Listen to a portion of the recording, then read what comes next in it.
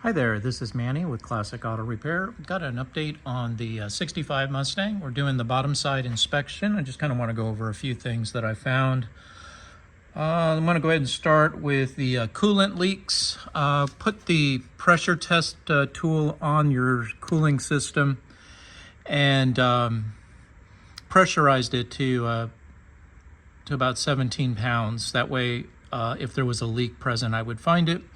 Your hose clamps were leaking on the lower radiator hose, which was coming down here. So I tightened those, as well as all the cooling line hose clamps. They were all loose. So I went ahead and torqued everything down to the proper spec there.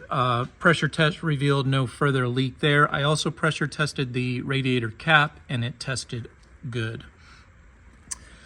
Moving down my list of items. Oh, it was out of fluid or coolant, so I went ahead and added antifreeze. So during the winter months, you don't want to freeze your motor and cause a problem. So we put antifreeze in it to top off the radiator, get it back to full. Let's see. Next item on the list was fuel smell and fuel leak. We had a leak present right here at your fuel pump. The canister was loose. And these hose clamps that go to the fuel filter up in here were also a problem. They were loose. So I went ahead and tightened all 4 of those clamps and also the steel line that goes to the fuel pump. And I'll continue to test it, but so far it's dry. The next leak that was present, you can kind of see all this oil on the hose and up here on this clamp. It was the oil filter. There was a bunch of oil on the bottom of this filter. Looked like it had recently been replaced, but it was not tight. So the seal at the engine block was leaking oil and dripping down and getting on everything here. So I went ahead and tightened that up as well. And then going over the suspension, you look good here. Your sway bar links are in good shape on both sides. The sway bar links are good. Your rear brake backing plates are dry, which means you don't have any leaks. Looks like someone put a new brake wheel cylinder and hose on it, which is good. It looks like it's got a new tie rod end here. Ball joints look like they're in good shape. Suspension looks good. Shocks are okay. Looks like it's had a lot of work done on keeping the suspension parts up and in good shape. Same thing over here, new wheel cylinder on the brakes, new hose, and tie rod end. Looks like it's got a starter replaced. Looks like the motor has been out of the car and replaced recently. It's in pretty good shape. Just some small leaking, but nothing major. Probably the rear crankshaft seal. Transmissions are notorious. C4 transmissions about leaking.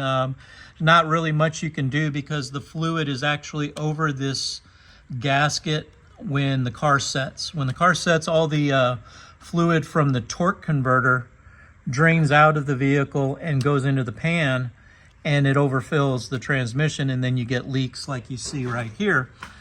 There's really no fix to this. You can pay me to put a new seal on there and it's going to do exactly the same thing. My recommendation is kind of keep an oil mat down on the ground in your garage, and if you drive it more often, the gasket's not going to fault on you as much. You should be in better shape. Power steering control valve looks good, no leaks present. Ram looks good, hoses look new, steering is in good shape. Moving a little bit further back on the car, exhaust system is okay. I don't really see any issues with it. It's solid. It's not moving around. I don't see any holes in it. Where I did find a problem is with the drive shaft. This is your drive shaft that runs from the back of the transmission to the rear axle. And the problem that we have here is that's the original drive shaft and U-joints. And let me see if I can demonstrate what happens here for you. If I grab the drive shaft and move it, it's not supposed to wobble like that. That yoke right there has got a lot of play in it. It's too much play. And the problem with that is it's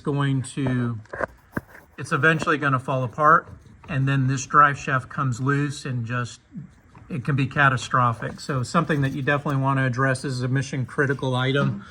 We remove the whole drive shaft out of the car, and then we press the U-joints out. We clean everything, put a new U-joint up in there on both sides. So you get a new U-joint here and a new U-joint up here at the front.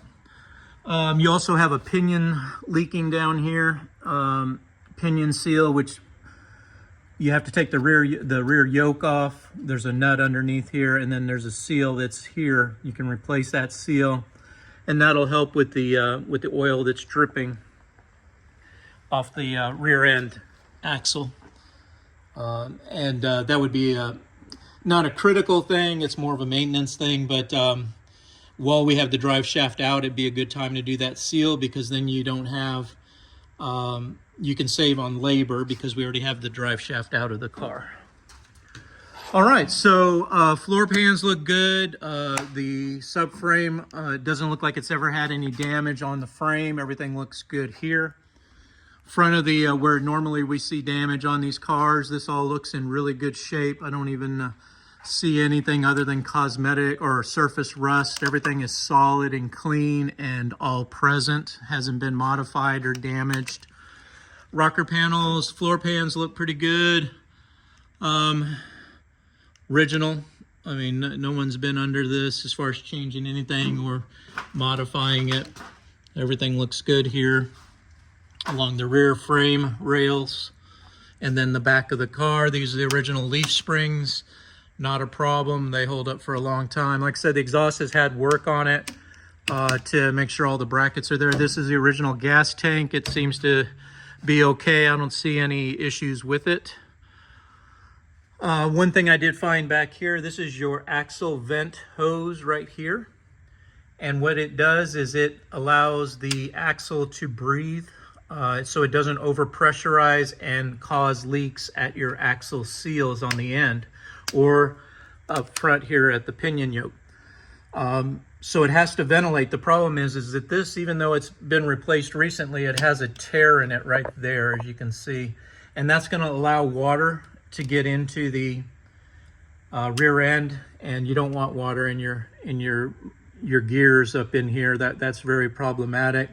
So I would recommend that you get that replaced or repaired, and we can take care of that as well. Looks like the rear wheel cylinder, brake cylinders have been replaced. The rear flex hose for the brakes has been replaced, and then the other side as well. So that's why you have dry backing plates. That means everything in your brakes are working the way that it should.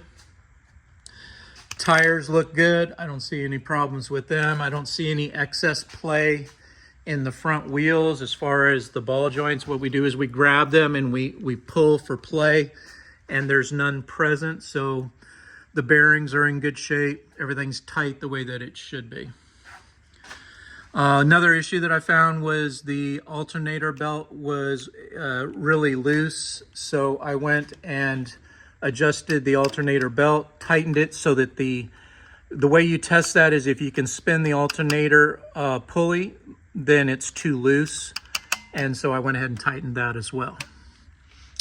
All right, so that's pretty much it on the bottom of the car. Like I said, it's in really good shape. Didn't find a lot, but what I did find is a safety concern, and I would definitely address the drive shaft. If not with us, it's something you're going to want to tackle when budget and time allows you to do so. All right, that's it for this video. I'll get back with you on the top side and let you know what we found there.